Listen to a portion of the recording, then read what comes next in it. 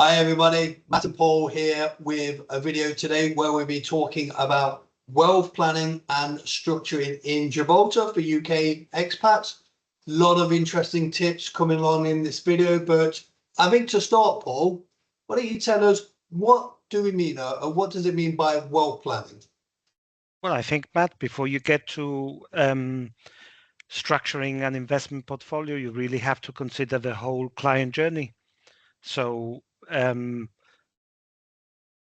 we talk about wealth planning, I think it encompasses much more than just structuring the investments. I think it starts with which country you want to move to for lifestyle and tax purposes. So you consider that as the starting point of any journey. And once you've decided that, you have to look at financial planning more generally.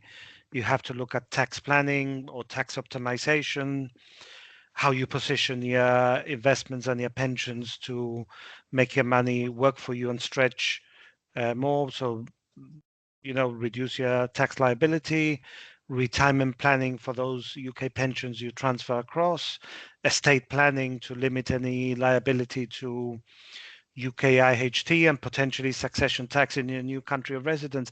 And only after you've addressed all those issues can you really start thinking about putting together an investment strategy that is aligned with your lifestyle, with your income requirements, with your tolerance to risk, and your return expectations.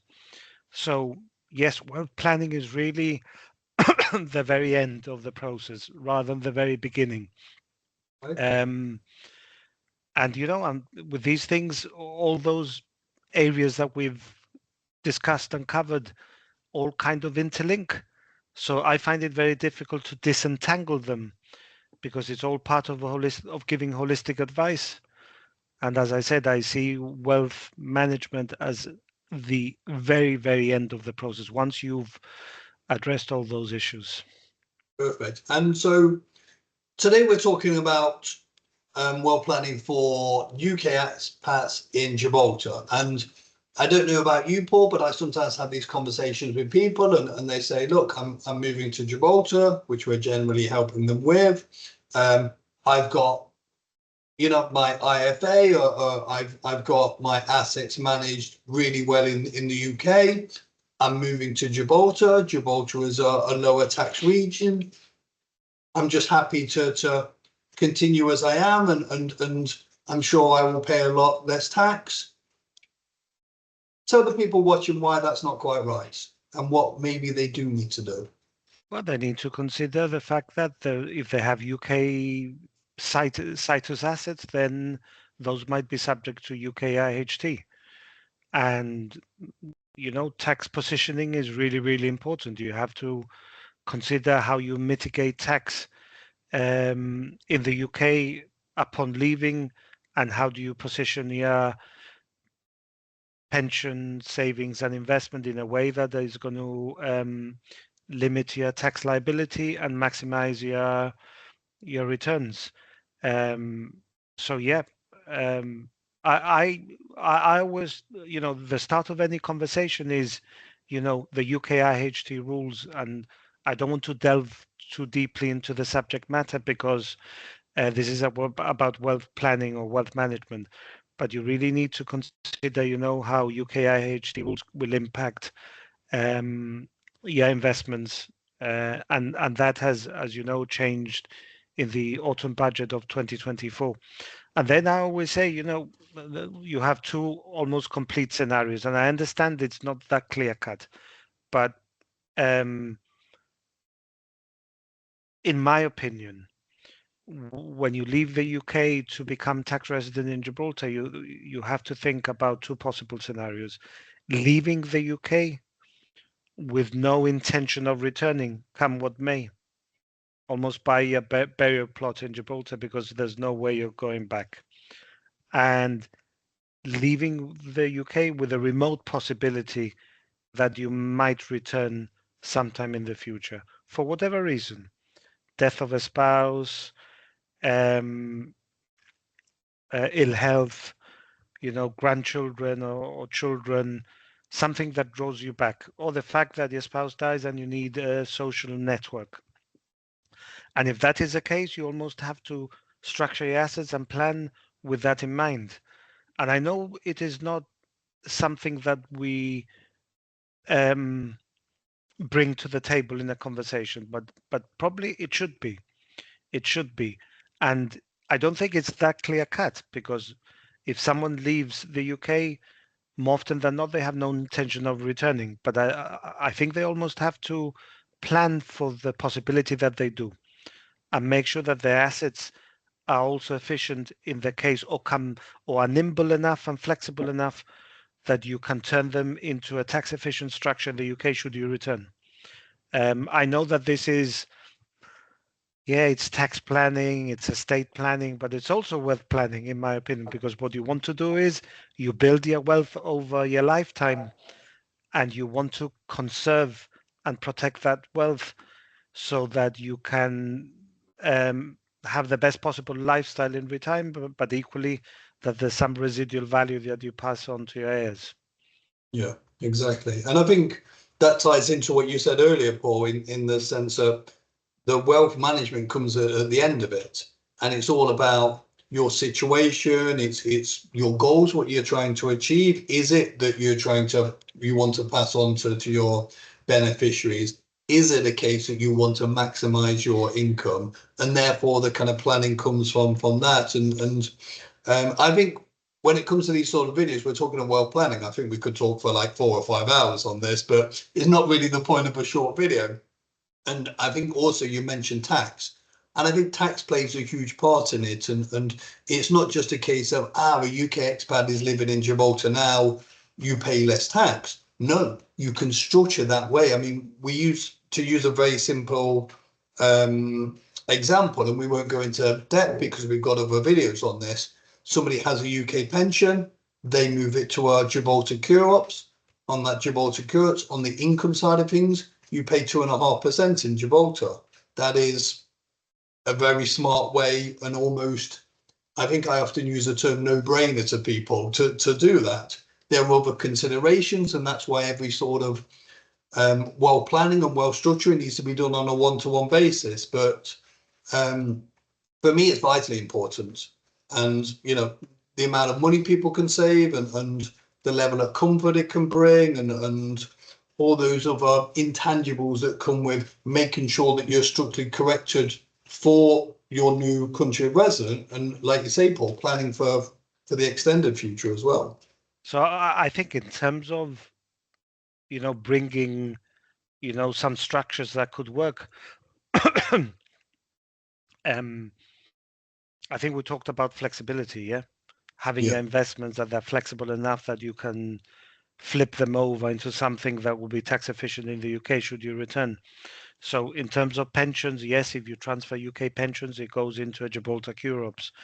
But if you want, in the past we used to do QNAPs, qualifying non-UK pensions for non-UK pension assets, and maybe an international pension plan that allows you to liquidate the total structure with no tax or minimal tax can work, because whilst you're here, maybe you pay zero tax or minimal tax. And if you return to UK, that can be converted into cash and then structured accordingly.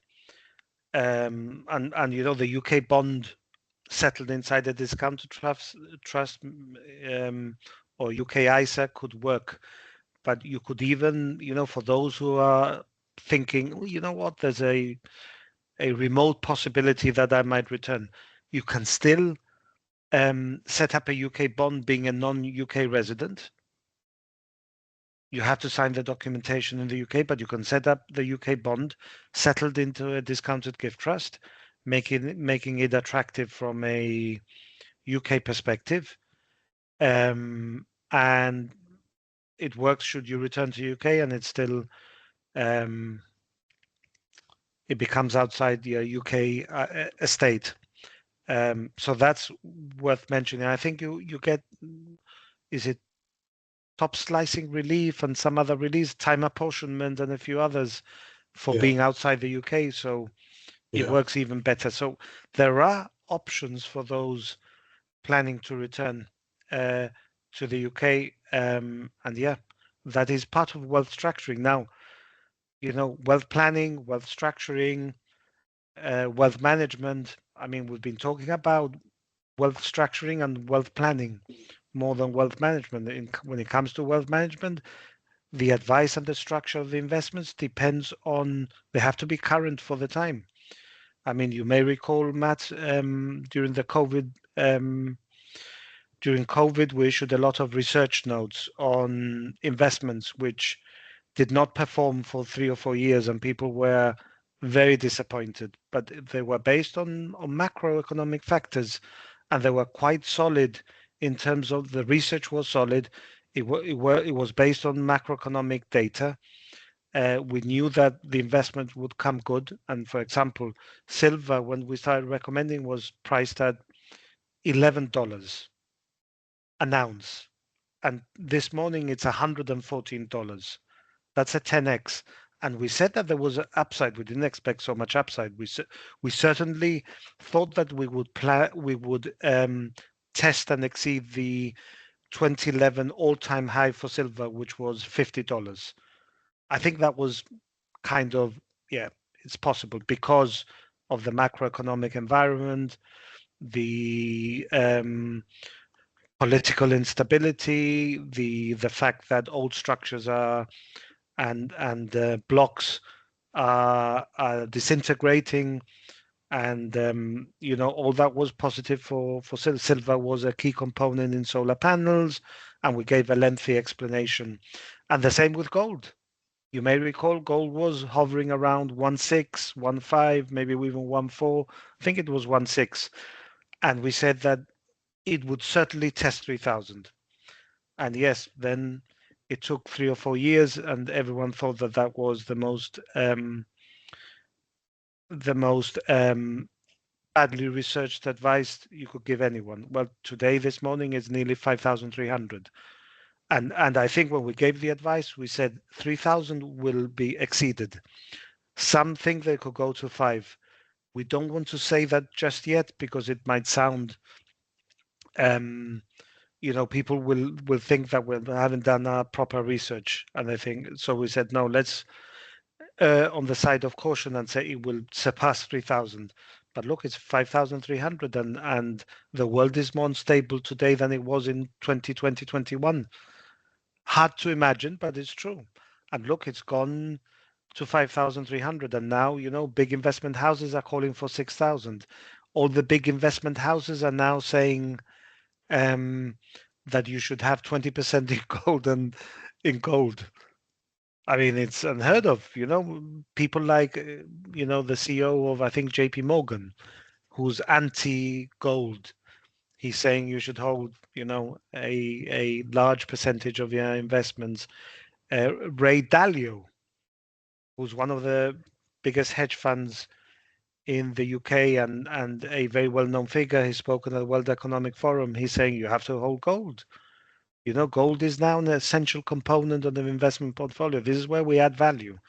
We don't just follow, the 60-40 rule because that's, in the past an efficient portfolio. We argued, in fact, that the 60-40 model was dead, and we gave some.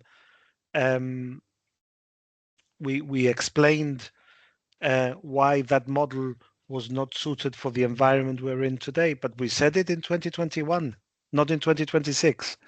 We said that those models were obsolete because we're living in a totally different times, and gold is an anchor for the currency when you're borrowing so much and you're running structural budget deficits. So no, I think our investment structuring is not designed to produce returns maybe in year one, because we're not. Then we're trading, and we're not traders. We structure them factoring the macroeconomic environment so they perform over the longer term. But those investments came good. I mean, if we had an episode, a webinar on investments, it would be much longer. But I think I just wanted to bring into play at the end of our webinar, because I think wealth planning is so much more than investment structuring, that our advice is very well researched. Yeah, no, that's true. And it's very true. The structuring takes into so many factors, which time unfortunately doesn't allow us to cover it all. Otherwise, we'll be here all day. But I think the key is that, for those UK expats looking to move to Gibraltar, you have to not start again, but you've got to really review, analyze, and take into account everything, and work with somebody who can make that process work for you for your tailored benefits, and look at the kind of medium to long term outlook for you. So we've mentioned a few things today: inheritance tax, returning to the UK. We have separate videos on those, so please stay online and pick your next subject. I think next we're going to be talking about the importance of inheritance tax planning, so keep online for that one, and we will speak to some of you soon. Thank you.